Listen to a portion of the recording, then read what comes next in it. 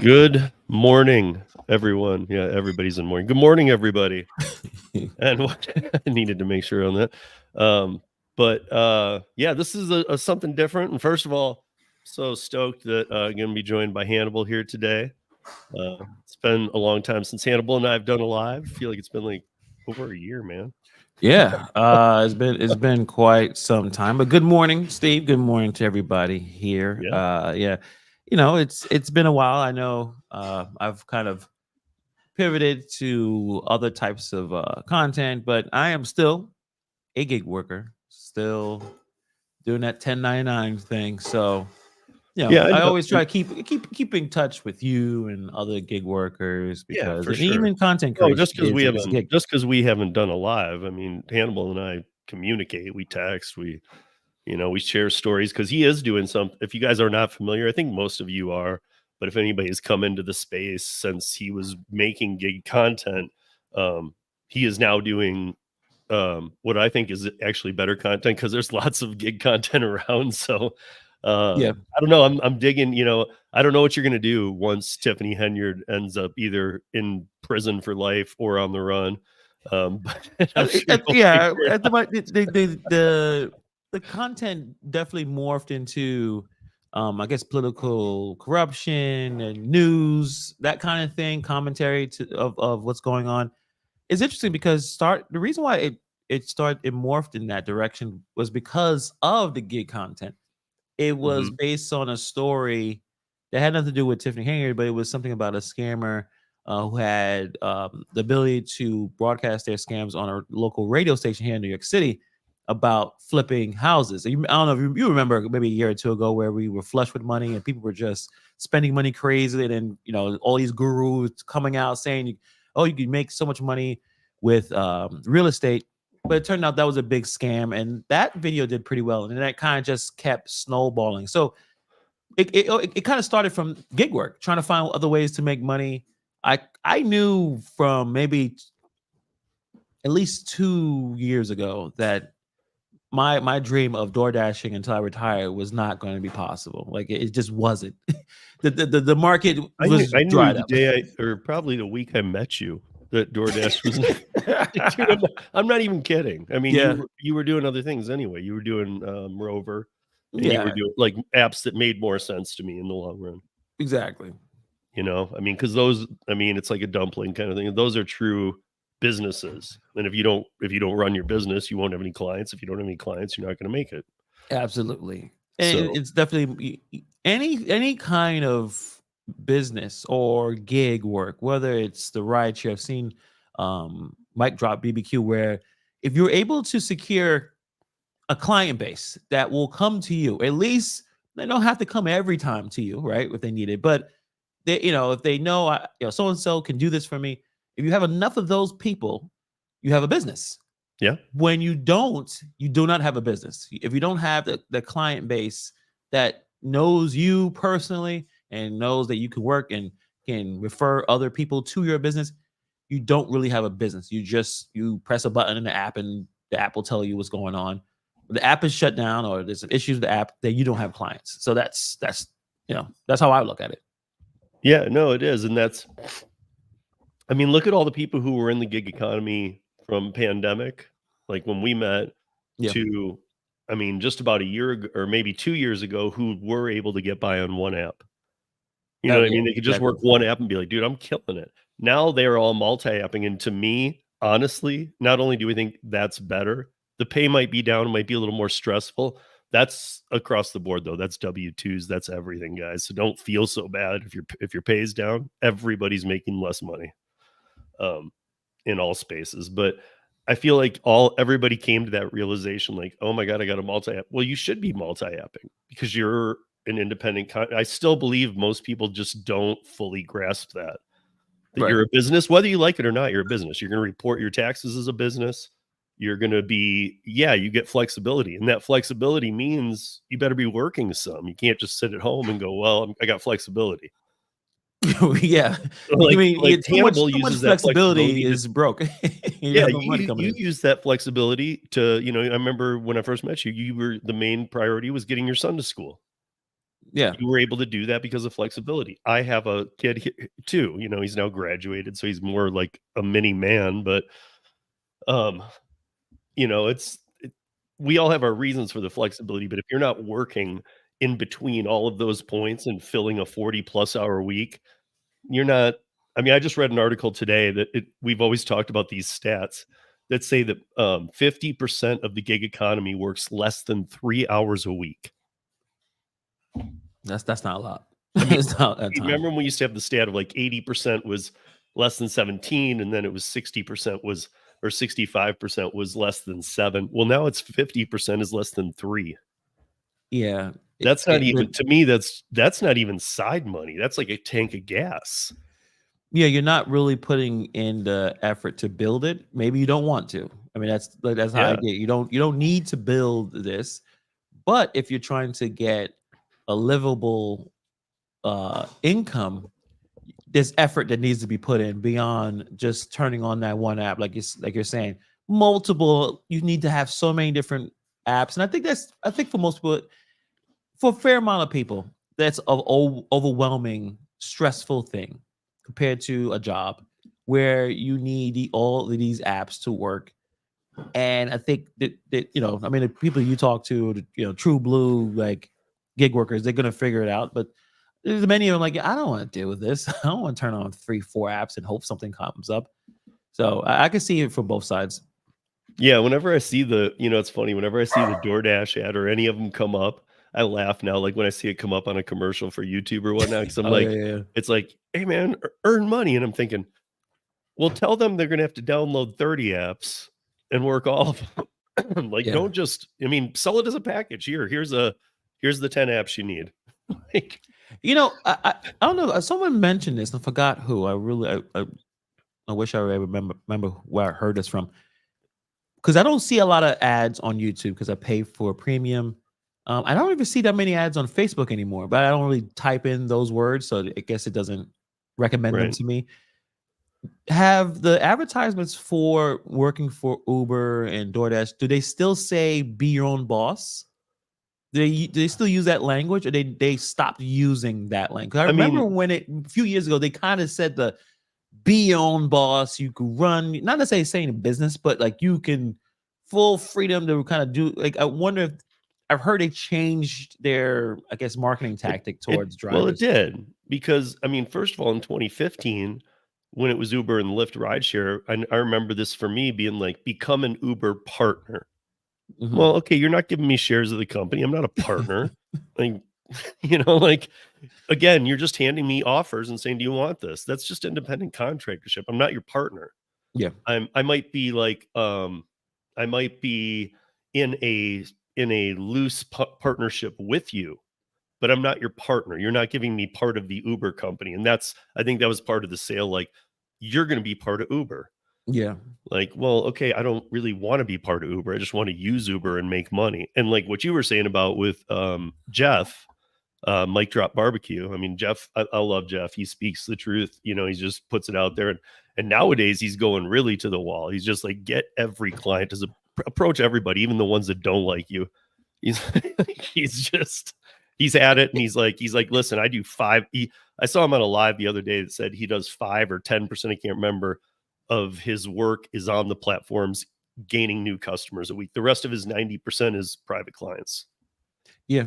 And that works across the board. I think I think most cab or rideshare drivers probably didn't think about that because you think, well, the customer will just turn on the app and find anyone. But you will realize they will rather deal with someone. We talked about this about years ago, talking about the dumpling apps and those apps where most of us would rather deal with the same person to do the same work if we were able to do it. Right? If you had a dog Yeah. walker, you'd rather have that same dog walker, maybe 1 or 2 trusted people to walk your dog. You may not necessarily want a stranger every time you got something. So I think even for maybe food delivery may be a little bit more complicated, but ride share, But if you I think pick you would them want up someone, as the same something person. else, they might use you for food delivery. Correct. Yeah, exactly. You know, like maybe they say, hey, can you take me to the airport once a week? Sure. They might start using you for groceries, for even just food for their kids or whatever. And that becomes much more realistic to me than letting kids use Uber Eats. In fact, I did a thing yesterday on a piece where I set my title was, and it actually, I don't have paid for YouTube. So it's funny because I saw the commercials that came up once it processed. Yeah, But I mean, I it's put probably Uber good Teen for free candy, and yeah. then I put ride share and eats. And the reason I did it was because I used a van that said free candy, one of those ones you can find as clip art, and then I put Uber Teen Ride beneath it. And so because in across the country right now, they're saying, hey, Uber Teens ride for free for a month, but it's really only 6 rides. And then it's on or get Uber Eats and it's really only up to $20. But I protest the whole thing.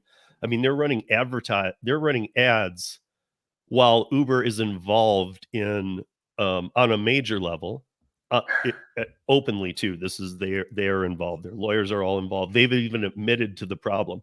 They're a big portion of the problem of sex trafficking. But you're pushing Uber Teen the hardest ever when we're having the worst sex trafficking ever. I've seen the ads of Uber Teen on my Uber, like the customer side app. I've seen I tell ads. everybody point blank, just turn it off. Don't use it. What are you doing? Mhm. And then to the customers, don't use it. Like, are you kidding me? You're sending your kid off? Idiots.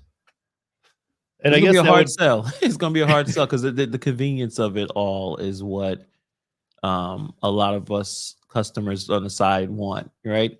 Not yeah. thinking about some of the potential issues that can potential criminality of Uber transporting, like I said, sex trafficking and transporting drugs and paraphernalia, right? Like remember Mhm. in Uber Connects, which I've never to this day never picked up one that you just pick up this package and go take it somewhere else, and you could be part of a criminal Yeah. enterprise and not know it.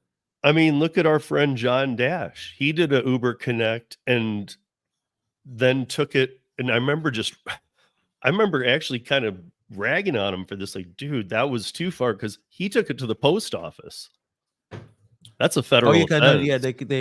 they offer that too. I think. Yeah. Right. But my point, right, in Uber Connect. So that's a federal offense, though, because you don't know what's in there and you're going to have to sign for it, that there's Yeah. no liquids or explosives or, And how you know? You have yeah, no you idea. don't know. Yeah, But and the problem is the like, and you've mentioned this many times before. When you do somehow something happens, and the authorities are after that driver, Uber will just pretend that they don't even know you. They'll just while like watching, like, yeah, hey, I don't know what that driver did. I mean, he doesn't work for us. He's just just independent contractor. So you won't have the backing of dude, Uber if it's something would like happen. is it the red or the yellow card that's worse in soccer? The red card, you get kicked out. Yeah. It's like that's what it is. If you get a kid in your car or whatever, Uber just is literally holds up their red card. Oh, yeah, and they're out. Like we're out. Sorry. When you're like, and it's like, wait, what? Like you offer the service, yes, but that's where I always tell people, yes, but you're an independent contractor and you have to know they don't tell you this, and it Yeah. sucks, but you have to know, like, are you bonded to take a teen? If you call your insurance agent, they're going to say no. I Mhm. mean, I asked one insurance agent if there is a policy to take a teen, like how does Hop Skip Drive do it? And they say, well, they do it on a large nationwide commercial scale. So even for them, it's ridiculously expensive. Right. And so like, think about going into your insurance and saying, I want to drive around 13 to 17-year-old unaccompanied minors. I mean, think how stupid that even sounds. If I'm an insurance agent with Allstate or State Farm or something, you call me or something, you're like, what would this cost? I'd be like, is this a prank? Like, we don't have that. We don't have the rape, sex trafficking place for you. Like, we don't have that policy. We don't cover that, Yeah. you know. But here's what I wanted to walk through with people, because I've been getting a lot of emails. So I wanted to put a piece out there this morning and hi to everybody. If we have a little time, I'll jump over there. I see you guys talking about Amazon Flex, but hi to everybody that's here. But I wanted to put out, because you live in a sanctuary city. What is dubbed a sanctuary city? I live in a sanctuary city. Yeah. Chicago's a sanctuary city. We just learned that Springfield is, Illinois or Ohio, and there's a bunch others too. I mean, there's like, there's a bunch now. Right. This is pretty bad here, and I can't even go back to. I was trying to recall without looking it up when the first arrivals were getting here, because here we're supposed to call them newcomers. We are not supposed to call them migrants, which doesn't even make sense anyway. That was a term because illegal alien can't be used, because that is, for whatever reason, they don't like that. Probably, and this is my guess, and I'm not even kidding, probably because the White House finally admitted that there's aliens and UFOs. So now they're like, well, they aren't aliens, they're aliens. Can't call them. And I don't know, it's this cancel culture that's just killing me. So our mayor is the worst. I mean, I'll put him up against yours for worst mayor any day. Like, and he said we have to call them newcomers. Okay. I won't do that, because even by definition in the law, they're undocumented illegals. Yeah. That's what you call them. So that there's nothing wrong with calling them that. That's what they are. Right. It's just, I mean, even every state says that. So why do we have to come up with these flowery names? Yeah, Like, because what they're saying, because if you're just pointing at the definition of what you're describing, that seems to make sense. But I think on, like, mostly very leftist sides, is they think it's an insult. But it's like, wait, we don't think it's an insult. We're just pointing out what the label of the group of people who came here illegally. Thank you for correcting me. But the idea is that I think a lot of these leftists thinks, oh, you're saying that as an insult. Like, no. Well, why you think it's an insult? It's someone who's not, like I said, someone who's not documented. They're here. So what we're doing, and like you said, it's gone too far. It's not addressing the real issues that is plaguing the people who coming in here and the people who are here. Like, it's very sensational. It's, I'm sure you know what's going on with Springfield, Ohio, and what Trump said. And now we're bogged down into the most outrageous claims, except when you listen to the residents about what's happening there, where there's the Haitians, because most of them are predominantly Haitian, the ones who are undocumented, they're getting benefits over the people who are there. In Springfield, which is like, because we need to talk. We need to say that, because like here, it's not Haitian. We have no Haitians almost. Mm-hmm. I mean, we do, I'm sure, but I'm saying but that's not what our consensus is. Right. So, but yeah, it's and then also they, driver's licenses are being sent and given to them. And most don't have the necessary time and acclimation to be in the culture enough to drive the cars, and they're not driving them properly. There's car accidents, kids are dying, and let's be honest though, they're being given they don't even speak English. So I'm not saying I love them being in the cities, but blame your city officials too, because especially in that kind of case, they're giving out these licenses. They don't know how to drive here. Nobody's checking that they do. They're just like, here you go. Like, so yeah, those are the real issues, rather than, oh, they're eating cats and dogs. Like, we got to get out of for those of you that don't know what Hannibal's talking about, we'll just get past Springfield with this quick thing. They're eating the dogs, the people that came in. They're eating the cats. They're eating the pets of the people that. Dog looks so. Dotson's looking at face. So that's what Hannibal's talking about. They're eating and I have seen the pictures of them carrying geese. Again, though, here's something I find very weird.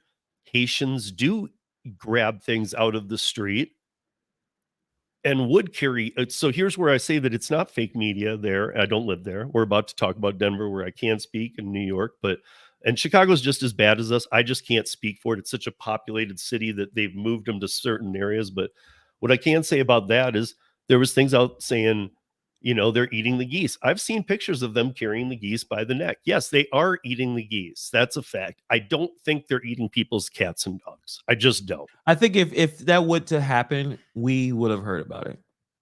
because we at this point, I think a lot of us care about our pets than we care about other people. If someone in Springfield, Ohio, had their cat taken away and they knew that something happened to it, we would heard about it.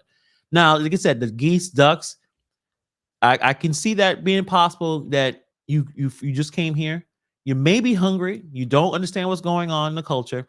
You see a duck walking down or in the water, and you may grab it, and you may say, you know what, I could actually skip because I've done this back home. The culture is not. They still don't know what's going on here, and they in Springfield, Ohio, they don't have enough translation services. So then why, of all the places to go, why were they shipped there? Why didn't they go places where they were able to speak Creole? They were able to communicate. I mean, I guess New York City would be. I mean, we're getting a lot of them anyway. They've been better off here. There's a Haitian community here. Yeah, There are yeah, people. They've been Haitian for decades.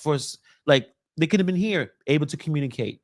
yeah. But you're in Springfield, Ohio. I don't know the demographics. And there's Yeah. Springfield isn't a huge town, but they got 15,000 influx. That's a lot for a smaller town. That actually puts probably the per capita past ours Yeah. and makes them the number one. But like you were saying, in Miami, there's Little Haiti. But they It's probably, well, in just Florida, they probably Haitians, dude. they was like, listen, we can't take. There's Yeah, too Little many Haiti people. turned them down. What I'm saying, I'm just thinking like it's possible that they don't have enough. There's not enough resources for everybody. It's just that's the real simple point. It's not enough resources for the people who are currently living there, and then you're bringing more people in, and then now everyone's fighting, and then you got one side saying, well, you're just being a bigot, you're just being like all that nonsense. Like, no, Yeah. there's a problem here, and now we got to try to go fix and clean it. How do you fix it? I have no idea. And I think that, look, I mean, I think everybody knows at this point, even the administration itself, current, knows they've failed. They're starting to back off on like trying to call it fake news. They know it's happening. But I think the only thing I can make up anyway, and it kind of links to even what happened here, is that, I mean, and it would make sense. They took 100 times too many people over the border illegally during the last 4 years, kind of thing. Yeah. And now they're like, well, keep the Haitians together, because that would make sense. Why wouldn't you? They don't speak English. Why wouldn't you want them having a little society of their own? We have mostly Venezuelan. And I know Luis is in here too. So he's always talking about this being a problem too. And he is Venezuelan. So, but we have mostly Venezuelan. And that's what I'll get to say this is that, so I remember them starting about January, February. And then around last year, before you were here for GigCon, like beginning of summer, you really starting to see them come out to the intersections and with the squeegees. That was the first thing I remember seeing where they were out. Yeah. And they were out in these big groups. Like there'd be 10 people under a tree and they'd run out and they got very aggressive too. A lot of people were getting very mad. Like they would just, if you were waving them off, now that's universal. No. And they're still just going, like they would walk up to you. Then it turned into at night them doing it and there being a system where they were jacking you or taking your car or whatever. Mhm. Then it turned into them being all over the platforms to the point where nobody could work at all. And it wasn't just the what's going on at Walmart or whatever. It was all of the apps. I would see it at a restaurant. I would see it everywhere. And nobody was immune to this. The restaurant owners all know this. This is a fact here. And then it moved to, okay, so all I'm seeing is this growing. And there's a lot of, I'm talking about like groups of them, but for the 50,000 we've put in here, not all of them are doing this. Some of them are good people, just extremely confused. Where am I? What am I supposed to do? Right. However, here they were handed out a year's worth of debit card, 6 months rent free, and a laptop. They made 2 hotels completely shut down. They're being like, they might have to be just demoed. The third one left is just the hottest spot in Denver for violence. Wow. And because of the 2 hotel shutdowns, that's why we have 3 overrun apartments here. And I'm going to get to how that happened because I'm just going to run through a month. I put a month together. So, and then I'm actually going to quote Twitter accounts that are like Aurora PD, 9 News Denver, and like 9 News Denver is like NBC. So these are Right. like, these are mainstream things, and if they're saying it or whatever, so you guys will get a drift. I kept it mainstream. This is not left or right propaganda. This is just right in the center, somewhat wrong news. But here's some things I took away. So on July 28th, there was a 13-hour SWAT standoff at 15th and Nome. This is a house, this huge house it was like a halfway house, I believe. And they had taken it over. They were in there, they had taken it over, and they were having a standoff. There were people in the building not affiliated with any of this, and they were almost hostage. So from the building, they're shooting, but they couldn't shoot back. That gave a really bad taste in Denver. On July 29th, there were the riots at Target, which happened after the Maduro election in Venezuela, which Luis is, if he's still in here, I think he can attest to the fact that thing was rigged as hell. Yeah. And then July 30th, start sounding the alarm about the takeover at 1568 Nome. And this is the first time, this is the end of July.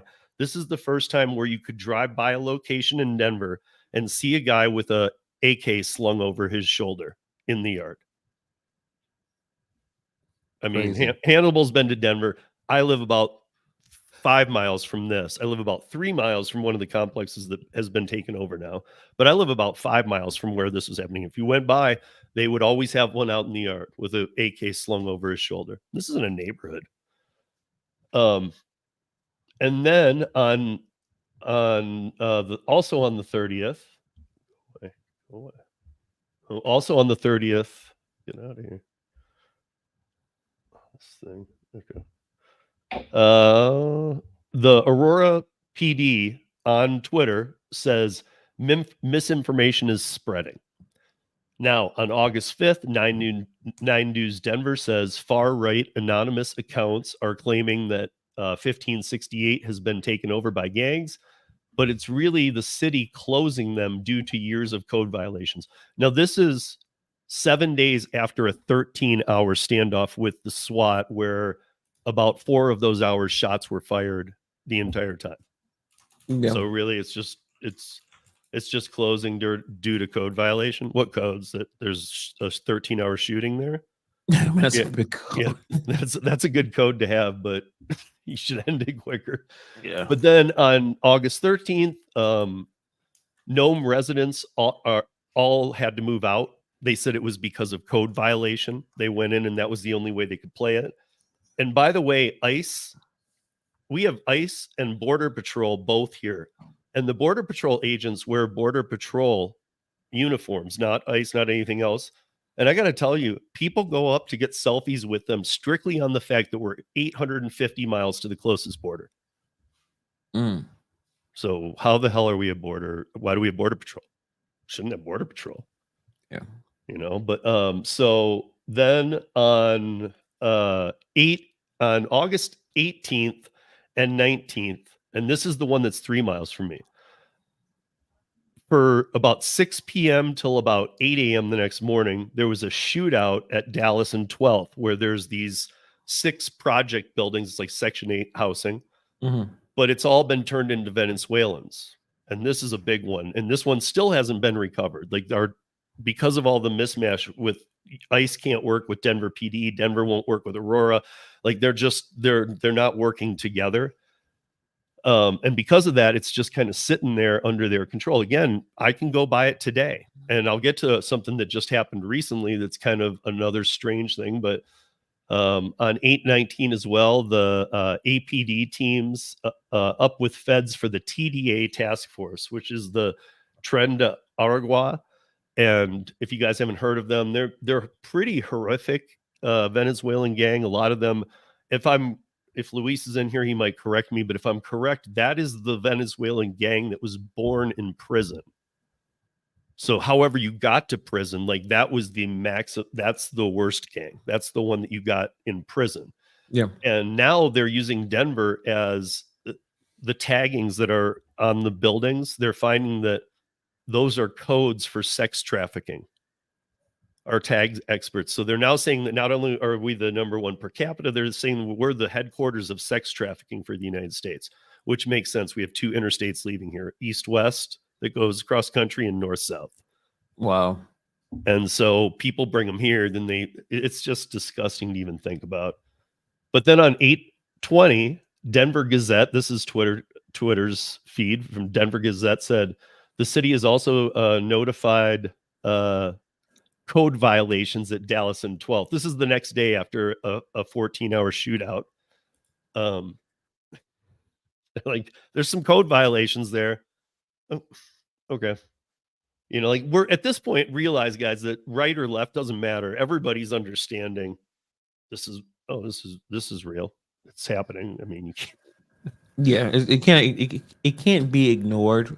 But like I said, it's about now. It's the framing. It's about the narrative of what are you trying to accomplish, whatever side you're on, and what. And you got to look at it. I think it's important to look at. Obviously, you're checking out the more established media, but when you go and you look at independent journalists, even YouTubers, and that's that what I will go wanted to report on. Right. But however, I thought let's keep it to what is neutral, the normal, like just a normal thing, where you can check out people who go to these areas and talk to the people there, that you get a better understanding on what is happening, where you don't have to necessarily worry about, a politician saying something to get whatever favor from whatever side they're representing. Go straight there and you realize it's a problem. All of the places you're talking about, Denver, New York, we have a shelter system that is overrun. It's depleted. And then when those schools are affected big. Health, I don't know if yours hospitals, are. Ours, and part of it's just that we don't. First of all, we don't have the amount of teachers, but second of all, we're having to majorly transition to Spanish. A lot of them that don't speak Spanish or barely. Right. And then you were saying earlier about benefits, right? Your city is providing support, giving housing assistance and work permit in clinics and all these resources to the people who just showed up, while the people who've been living on the streets or living in a more precarious situation for years, they turn around and say, "What happened to me? I've been here 4 years. Why I didn't get a debit card? Why am I getting assistance? Why are certain people getting fast tracked to these things while the others who've been here don't?" That's the problem. Yeah. We built a $13 million building in Lakewood that was supposed to be a halfway house to help Denver homeless vets who are they have to be drug free. They can get they were supposed to be able to stay there for 60 days while they land a job, get on their feet, that kind of thing. But you had to be at that halfway point. They were building this great facility. And then 2 days before the ribbon cutting, they said, we're going to house the Venezuelans there. I mean, this is kind of what we deal with all the time. And that's our taxpayer money that was going to help our homeless. I don't even know where our homeless are anymore. Yeah. It's really weird because where I used to see our homeless everywhere, and we have a major homeless problem. I know New York does too. But where they used to be, they're not anymore. That's like Venezuelan people. I don't know where they gentrified them to or what they did, but they're gone. I can't even find them. Yeah. I never see them. Yeah. In New York City, obviously is legally required to provide shelter to anyone in need, but the sheer numbers of migrants that are still coming every day has severely strained the city's shelter system. Many shelters are over capacity. Some being converted into temporary housing. It's hotels. It's school gymnasiums. There's even buildings like government buildings. It's a complete disaster. We have a huge homeless issue, and Mayor Eric Adams. That's my mayor is under federal investigation for other stuff. We're over budget. He said it's going to cost over $12 billion over the next couple of years just to manage this crisis. So you got that going on. Then there's a tension between the local residents and the migrants. There's some Venezuelan gangs.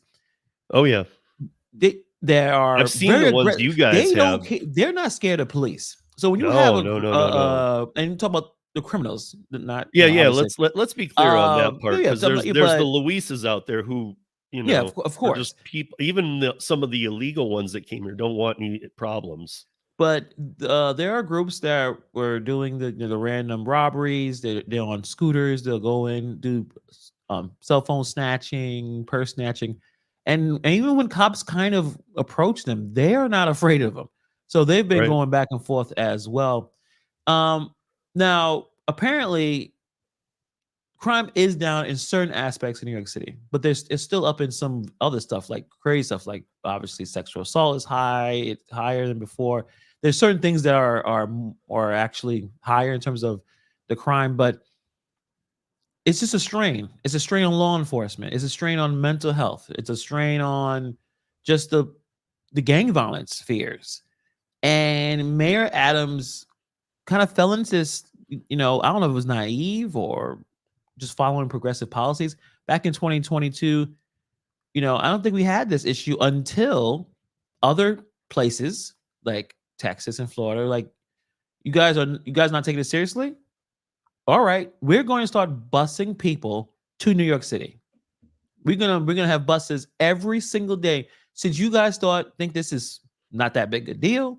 And Eric Adams at that time, I remember him saying, we welcome everybody. We'll welcome everybody. And he's like, and then I'm sure Greg Abbott, the governor of Texas, is like, sure, yeah, okay. It went from this everyday thousands of people to now Mayor Adams has talked about altering, or at least want to alter some of the sanctuary city policies, particularly probably about the ones about criminality.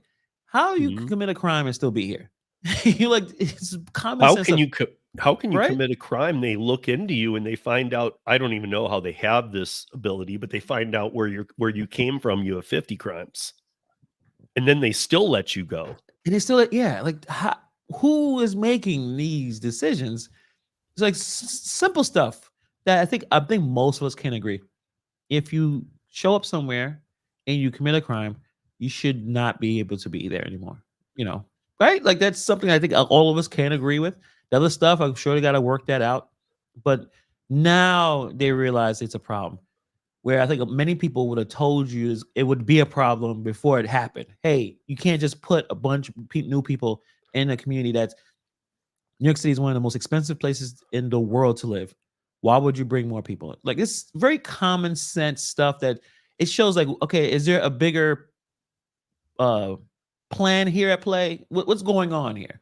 Now in Springfield, Ohio, I heard, I didn't get to dive into this, where there's a lot of companies, LLCs buying up a lot of housing properties, pushing the locals out, and jacking the rents up because the people who just showed up, they don't know any better, they'll pay the extra rent. You know what I mean? So it's like there's certain things that's happening that somebody must be profiting from this, right? Someone must be making money out of this situation. Talking about gig work, it don't seem like the apps really care about trying to stop this issue when they know that the work is going to get done anyway. And many people who come here will take any order. They'll take any order. As Yeah. long as they're working and the money is more money than ever seen before, they could be exploited from these apps. So why would DoorDash and Uber lobby to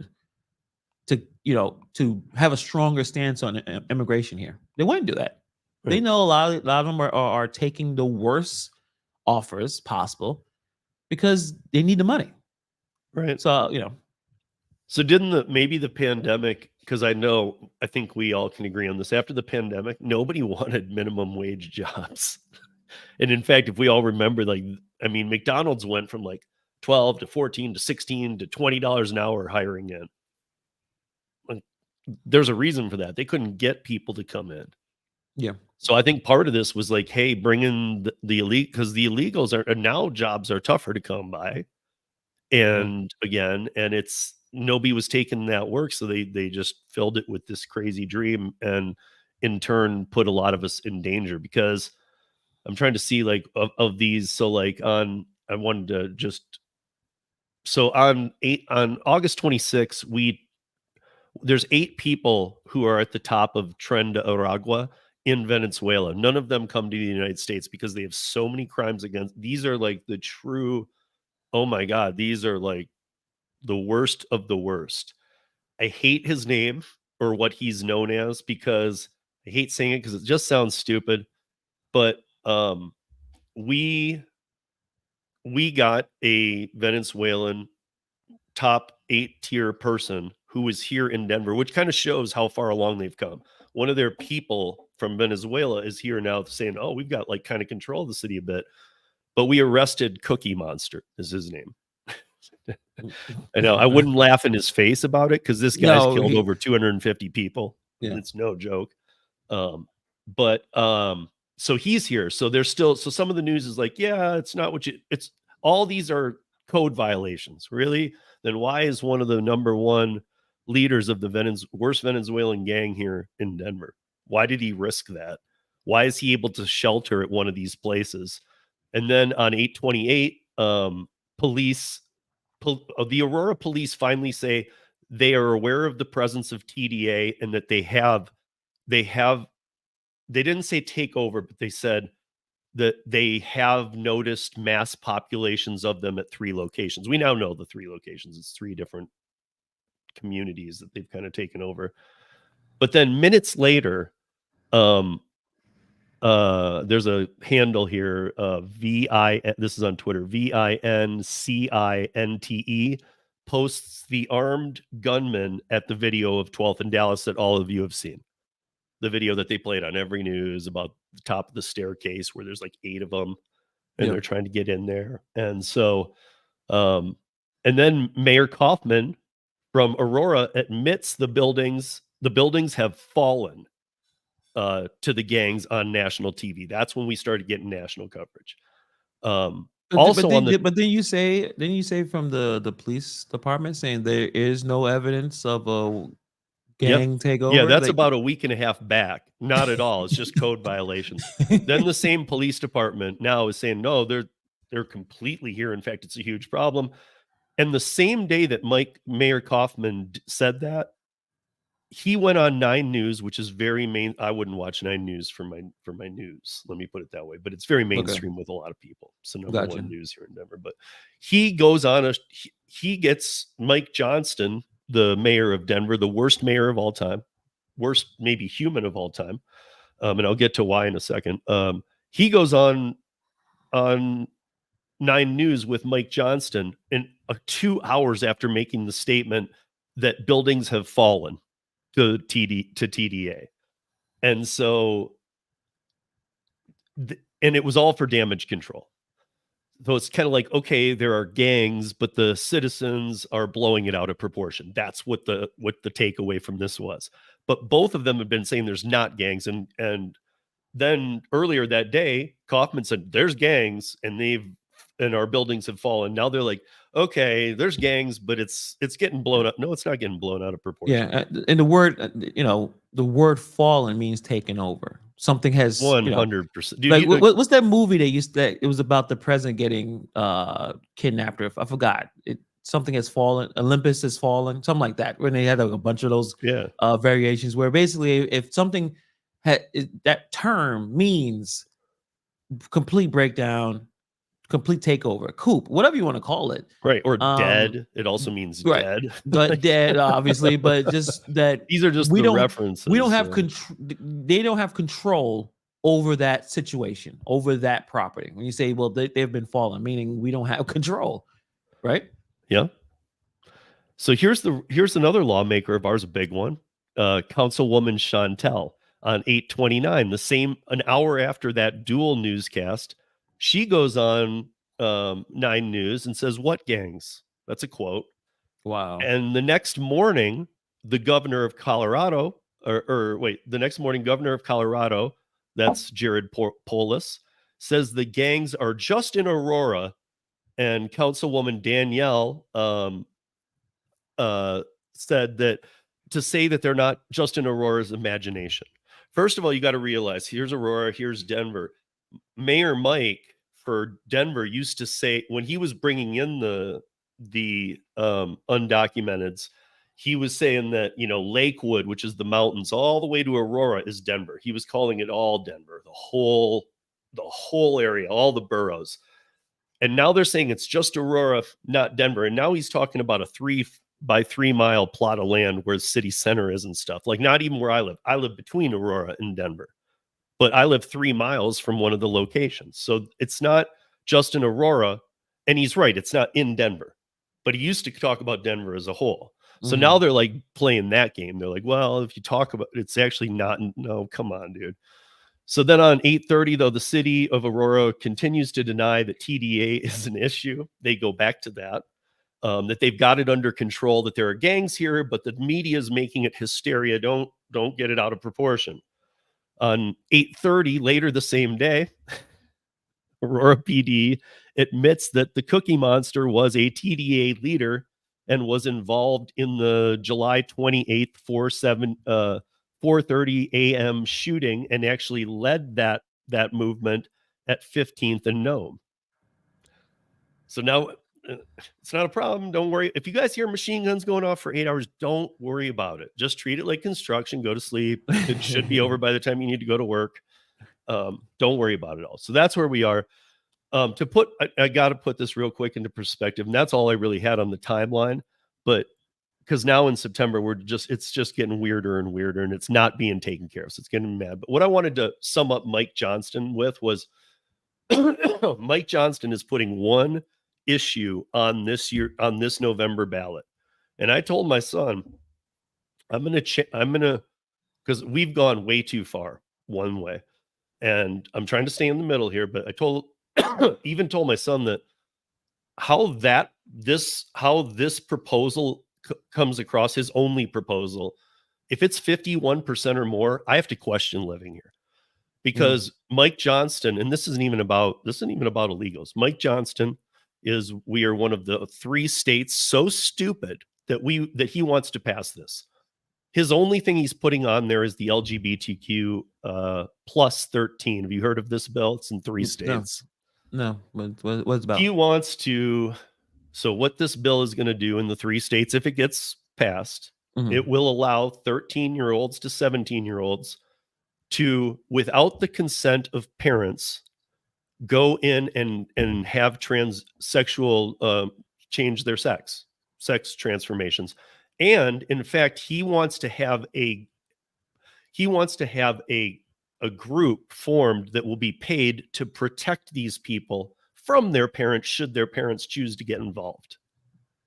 And that's his concern. That's his That's priority. his only thing going on. He's saying, what gangs? They're not in Denver, again, a 3 by 3 area. We've got people walking. I can go do a drive-by right now of Dallas and 12th. I stay about a block away. I can go do it, but I'm sure I could catch a glimpse and show people, well, there will be somebody outside with an AK over their shoulder. This is in Denver. So think what you want. Yes, the Hells Angels did not come here. They're not coming here. I mean, that was just, these are kind of the ways that the media plays all this. But what has happened that's very interesting, this is new. This is as of like last week into this week, is that a very well-known Aurora gang, there's like 3 in Aurora, but the biggest one is now over there with trucks, and they're in groups of 5. They have megaphones at the 12th and Dallas location where there's 6 buildings. Yeah. And they're yelling in Spanish for, come on out, let's handle this. They're driving around the whole thing. They've got groups of people everywhere, and they're saying, come on out. And they've told residents through the megaphone, since the police aren't going there, ICE isn't going there, Border Patrol's not going there, Aurora PD, SWAT isn't going there, Denver PD, none of them are going there. It's not happening. So they are now there, the gangs, and they told people to open their windows if they're afraid to leave their apartment, and they will come give you safe passage out and move your things out if you're afraid of your things being taken or wrecked. They said, don't worry about it. Nothing's going to happen, kind of thing. That is insane. So we have Aurora gangs doing the work of Denver police. I mean, And I'm not blaming the police. Trust me, uh, the police want to go in and take care of this. Just so you guys are all aware, they're sick of it too. what are they waiting for? They're waiting for after the The okay from a elections. guy who wants to let a 13-year-old cut his penis off without his parents' permission. I mean that's a whole different. That's a whole nother thing. But I'm saying in terms of this situation, I mean, it looks like it's already spiraled out of control. Is it just politics? Is it we must maintain that, I'm assuming it's Democrats, that we all, just like in Chicago, just like in New York, everything is cool. Keep voting for us. And then when the votes go the way they want, then they can kind of try to clean this up. Is that what you think is happening? Or you think they just don't care? They're going to let this just go the way it's going? Like, what's the strategy? I'm trying to figure that out. What is the strategy from the leads politicians? So the only thing that, I mean, like Governor Polis is pretty much, I thought, as far left as you could go, but Mayor Mike's even worse. Even Polis said, end the money. So we've now ended the revenue streams on the debit cards. They no longer get 6 months rent. So if you guys are, if you're an illegal in the country and you're headed towards Denver because you heard all these great things, just stop where you are because it's gone. We are no longer giving out money, laptops, or free rent. Yeah. That was Mayor Mike fought Polis even at this point in the race. He's like, they're all even on the same side. And he's like, no, we still need to give that. And Polis is like, dude, knock it off. And I'm not a big fan at all of Polis, but that was one cool thing he did. Like, dude, enough.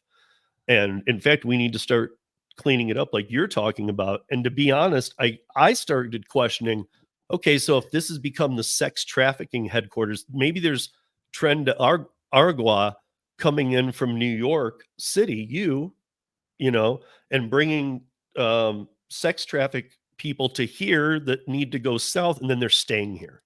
I'm wondering if they're making this their hub. Like now they're already all over the country, but they're way less in other blue cities. Right. So are they just all coming here to congregate? Because this is, I mean, what we're seeing here is not just lawlessness. I forgot to add in too that somewhere around end of August, we had every single jeweler in Aurora in 2 days was robbed of everything they had.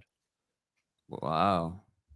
And so what I can tell you is from squeegee to DoorDash to all these things, right?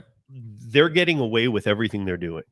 Well, it looks like it's more of a criminal enterprise, right? Gangs are just well-oiled organizations that are pushing any kind of way to make money. Whether, like I said, it's the trafficking, it's obviously the robbery. I'm sure they're probably involving drugs and other stuff like that. And in New York City, right now, there's still about 300 to 600 to 700 migrants arriving to New York City every day.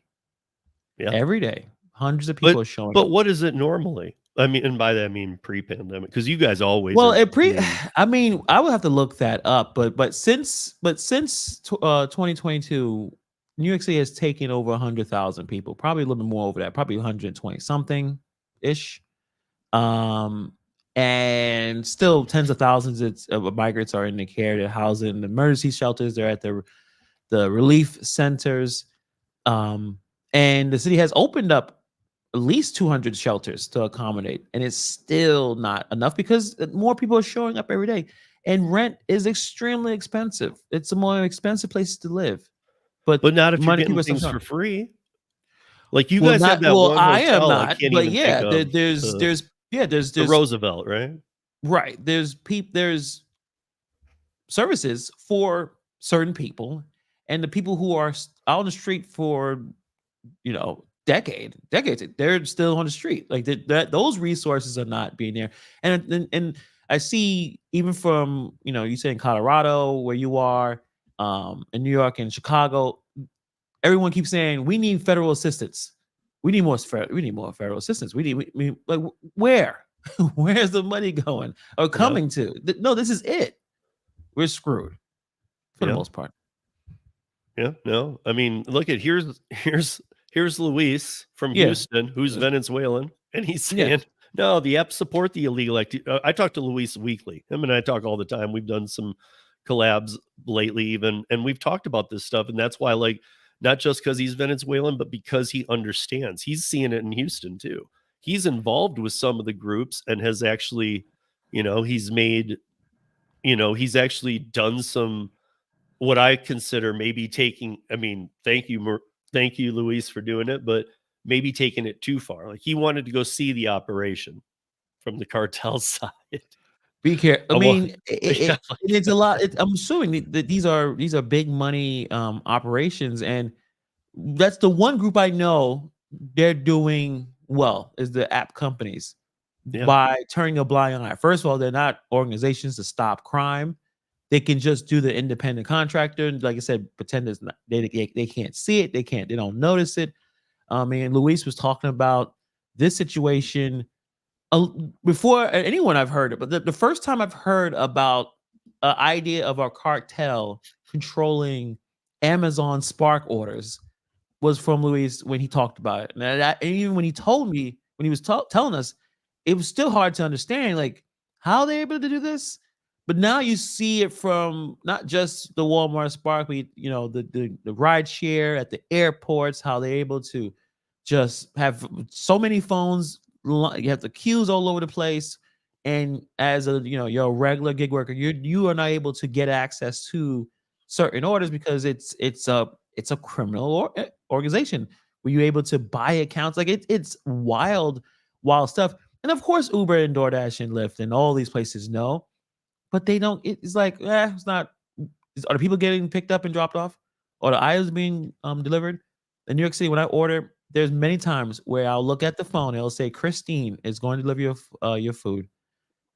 And sometimes they'll say bike. And I'm like, I ordered a lot of groceries. How are they going to fit this on the bike? That's interesting. Come in, the biggest dude I've ever seen in my life shows up at the door in a car and gives me all the groceries. And many of the times the groceries are fine. But that's not Christine. At least one person said, oh, that's my mother's account. I'm like, well, at least you're being honest with me. Most of the time, they just hand it to you, and you have no idea who the person is. Hannibal's rich, y'all, because he can use the apps. Wait, do you order anymore at all? I know you're just so not into the apps. Like, do you order food? Do you order groceries?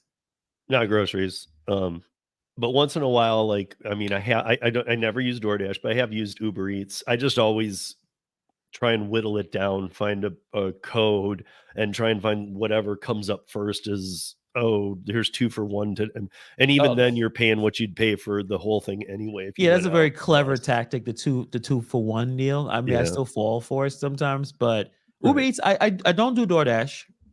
This is I had it on my phone, it's gone.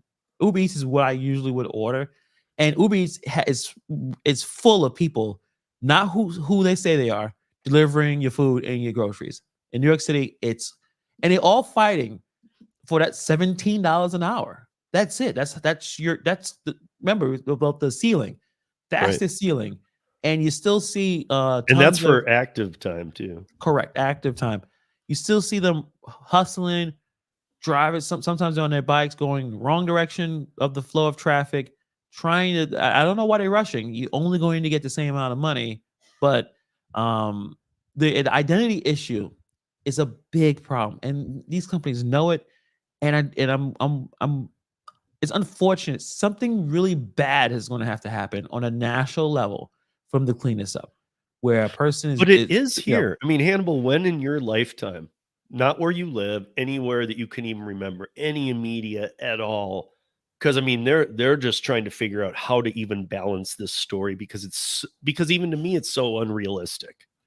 Like, when in your lifetime do you know of a major city where you can sling a AK over your back and walk around the front yard and the police will not come take care of that?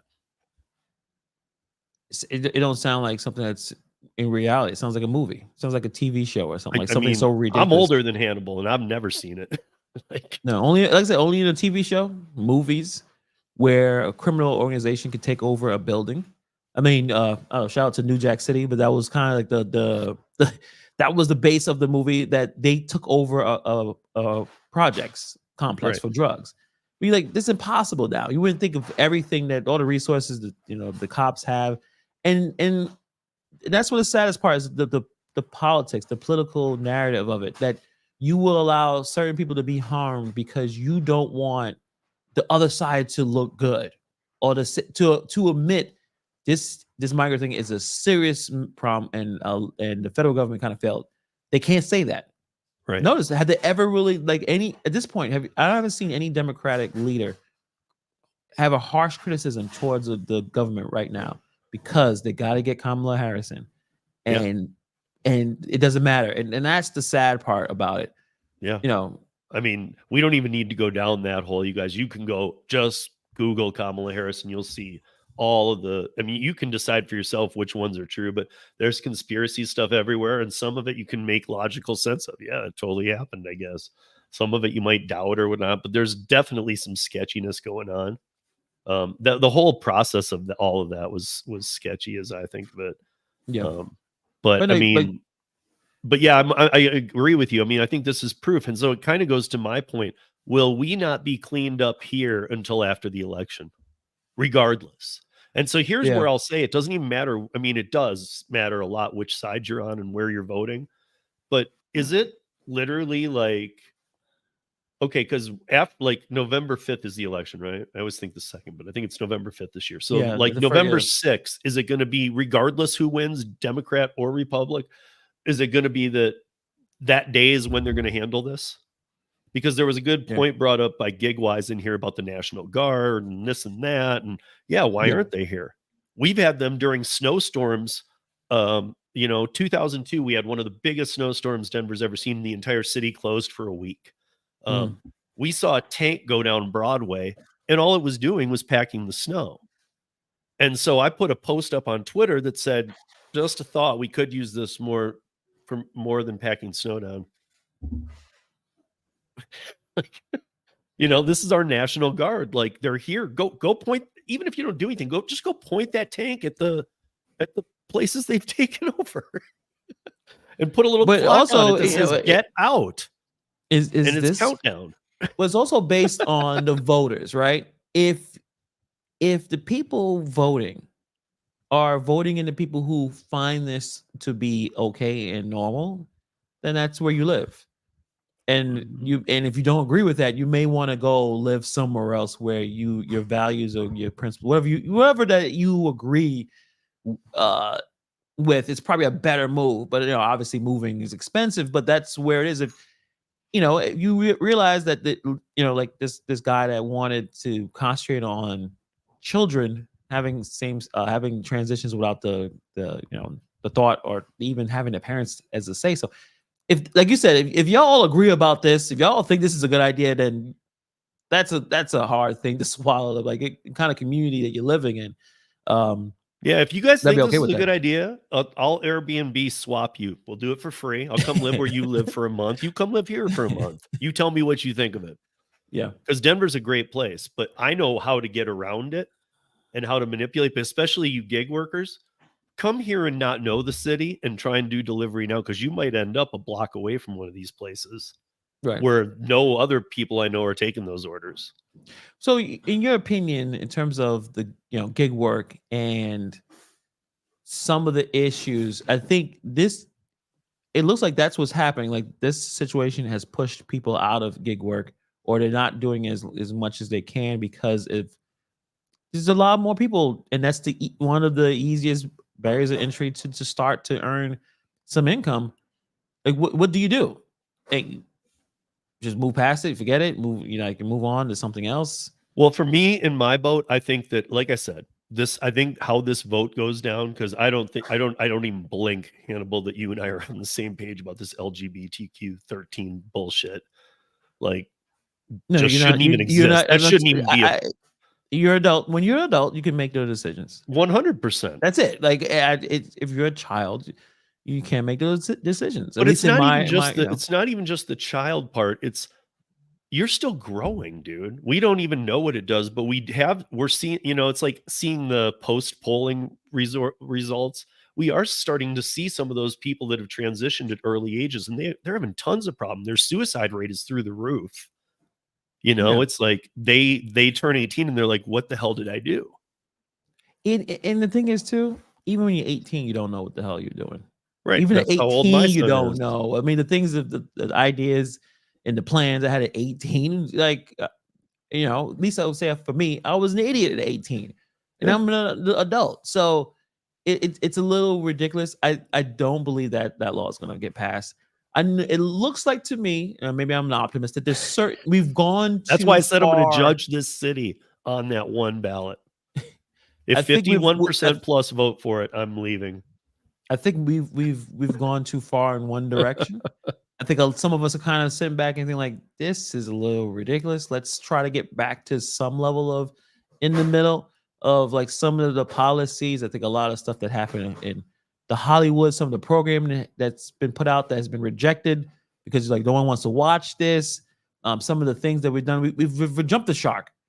And And if you don't at all have the problem, it's really hard to swallow all this. It just is. And I get it. Consider I get it. yourself lucky. I think as much Greg Abbott and DeSantis and a lot of the people who had to deal with this in Arizona, that they were like, listen, but 2022, they were saying there's a migrant crisis, and no one wanted to call it a crisis.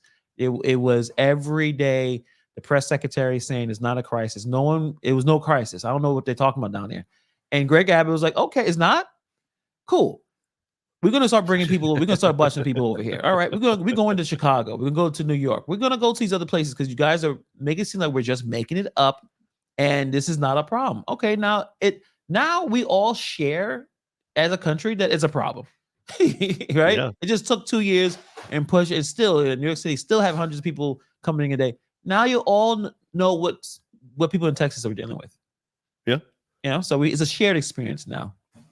Yeah, I don't know why. You know what should, in my mind anyway, what would have been really funny is if Abbott and Florida and DeSantis would have got together and said, let's just send every bus right to the White House. Yeah. Every one. Remember, I think they tried. They took a bus to Martha's Vineyard, or something like that. And you know how long they stayed over there. You know how long those migrants stayed.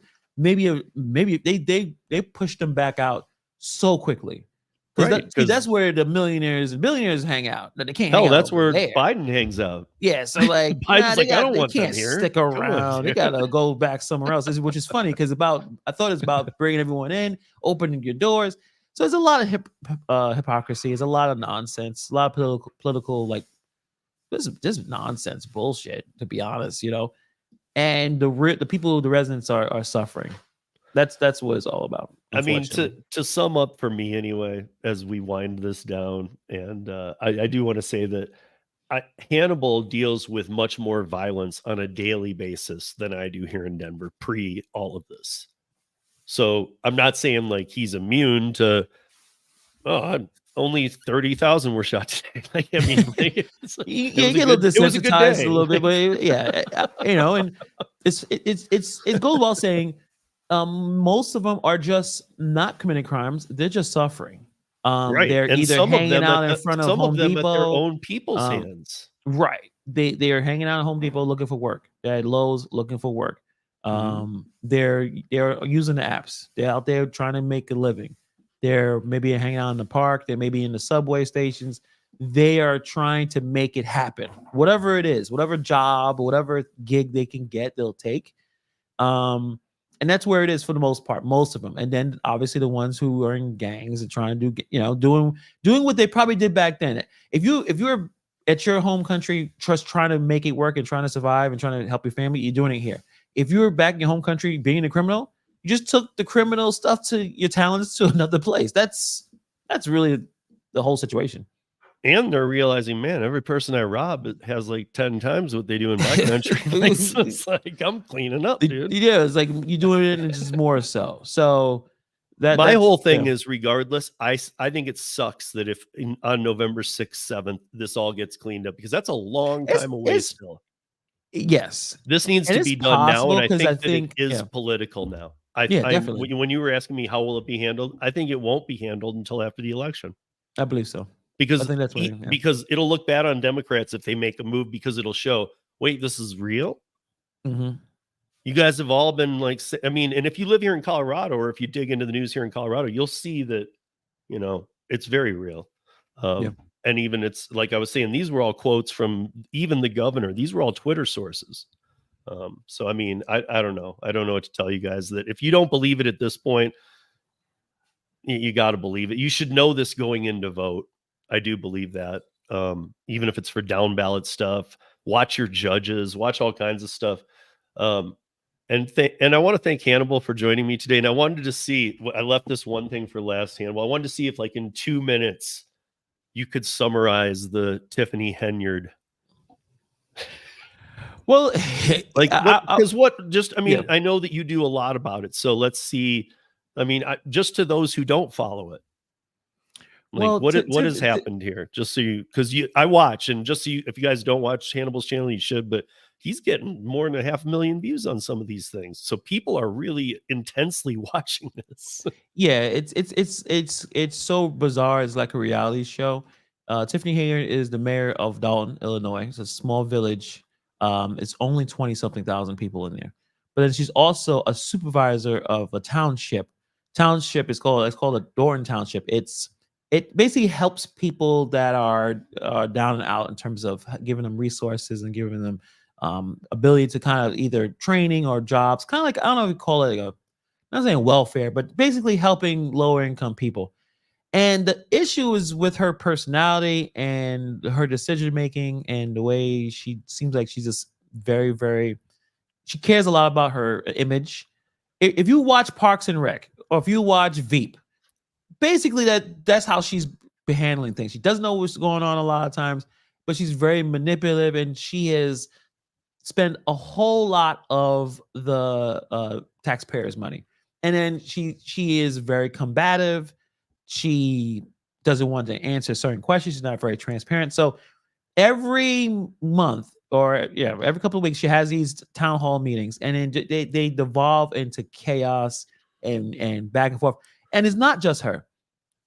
Illinois is one of the most corrupt places, it's laughably corrupt.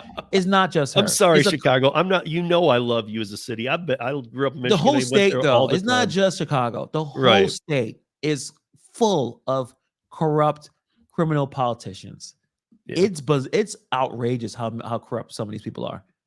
She's just a very small part of it, but the fact that the governor has not done anything about it, the attorney general has not done anything about it, and it's multiple mayors, multiple people in the future governor with multiple jobs. Like they'll have like, she's a mayor, but then she has another job, and she's not the only one. They'll have different positions in different parts of the city. Like, what's going on here?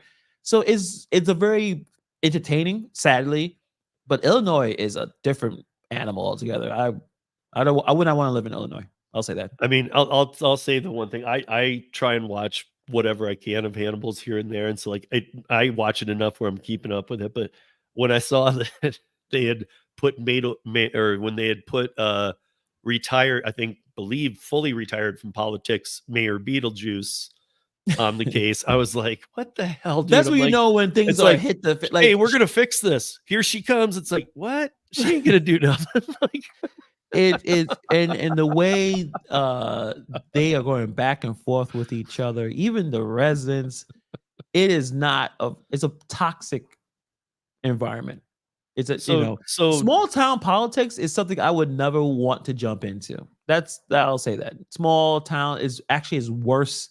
To me, it seems like it's worse than even national politics. So just like you asked me, so for the last question I'll ask you then is, how does this get solved, or how do you see after everything you've done? How's this playing out? Is she going to jail, or is she going to become the next future governor? like Giggity said. Well, I would say that she is currently under FBI investigation. Problem is, the FBI takes a very long time, so it's possible that she may have to get voted out before she gets charged with anything. Because right now, like, my mayor Eric Adams, he's under investigation by the feds, and it's been for a while. Many of his devices have been taken away. Many of his aides have their home's been raided. The NYC commissioner had to resign, I think 2 days ago. He's connected to the situation. So for Mayor Hainiard, I think that's where it's going to take. She's either going to have to get arrested or voted out. And a lot of people hope that she gets arrested because it is possible she get voted back in. There's been people who've been arrested or indicted and still continue to run and may win.